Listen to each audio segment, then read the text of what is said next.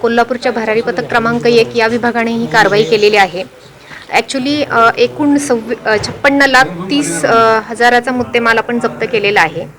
या जप्त केलेल्या मुद्देमालामध्ये मध्य प्रदेश राज्यामध्ये म्हणजे बाटलीच्या लेबलवर नमूद केलेलं आहे की मध्य प्रदेश राज्यात उत्पादित केले असल्याबाबतचे लेबल नमूद करून एक बनावट मद्य निर्माण केलेली मद्य विक्री बनावट मद्य भरलेली बॉटल्सच्या आपण जवळजवळ 750 बॉक्स आपण जप्त केलेले आहेत।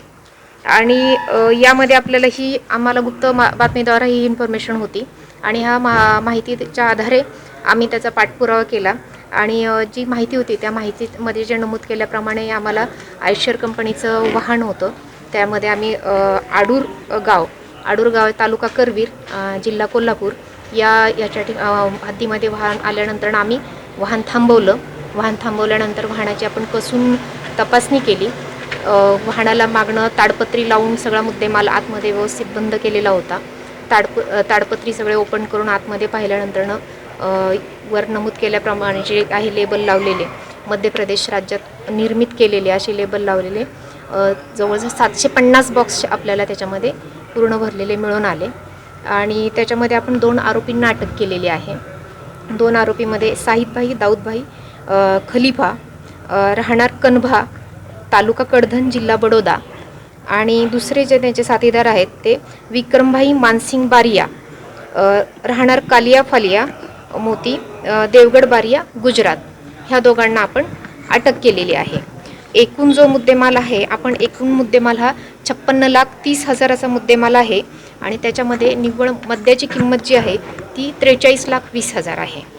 यामध्ये जी आहे ही कारवाई केलेली आहे कोल्हापूर भरारी पथक क्रमांक 1 चे निरीक्षक श्री सदानंद मस्करे, दुय्यम निरीक्षक श्री गिरीश कुमार करचे, अभय कुमार साबळे आणि सर्व श्री जवान विलास पवार, सचिन लोंढे, धीरज पांढरे, विशाल भोई, प्रसाद माळी व वाहनचालक साजिद मुल्ला यांनी सहभाग घेतलेला आहे। आणि सदरची जी कारवाई आहे ही आमचे महाराष्ट्राचे आयुक्त महोदय श्री राजेश देशमुख आणि माननीय संचालक श्री प्रसाद सुर्वे दक्षता व अंमलबजावणी आणि तसेच माननीय विभागीय आयुक्त राज्य उत्पादन शुल्क कोल्हापूर श्री विजय चिंचाळकर यांच्या मार्गदर्शनाखाली केलेली आहे।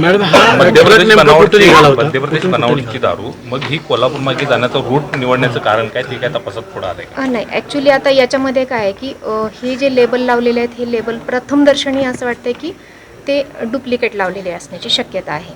कारण हा जो रूट आहे जो आम्हाला जे संशय आहे की हा गोवा राज्यातूनच मध्ये येत असावं आणि त्याच्यावरचे जे लावलेले जे काही लेबल आहे त्या लेबलच्या अनुषंगाने जे तपास अधिकारी आहेत ते त्याचा पुढचा पूर्ण तपास करतील आणि त्याच्यानंतर ह्या सगळ्या बाबी आहेत आपल्याला त्या निष्पन्न होतील। एबीपी माझा, उघडा डोळे बघा नीट।